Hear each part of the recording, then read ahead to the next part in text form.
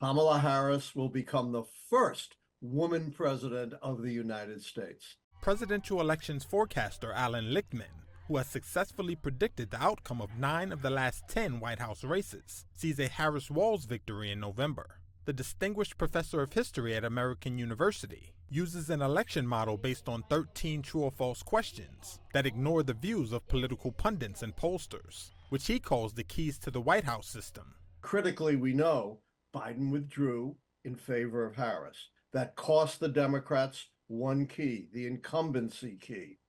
But the Democrats finally got smart and united behind Harris, which saved for them the internal party contest key.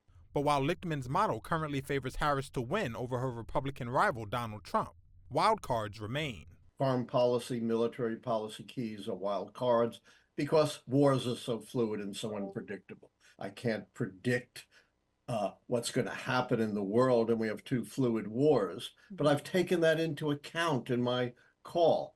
Even if Harris lost both of my foreign military keys, failure and success, she still would be down only 5 keys, one short of the 6 keys that it takes to predict an incumbent party defeat. Anybody who's about beating down other people is a coward. Lichtman's prediction came just days before the first televised debate between Harris and Trump. I think there's no question about it that the momentum is with Kamala Harris. Political commentator Charlie Sykes. And I think that both candidates are going to try to get under the skin of the others.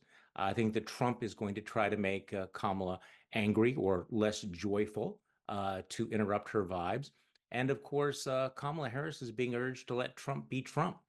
Most opinion polls show Harris to be slightly ahead nationally and in the majority of battleground states. But Trump remains well within striking distance to win the November 5th election.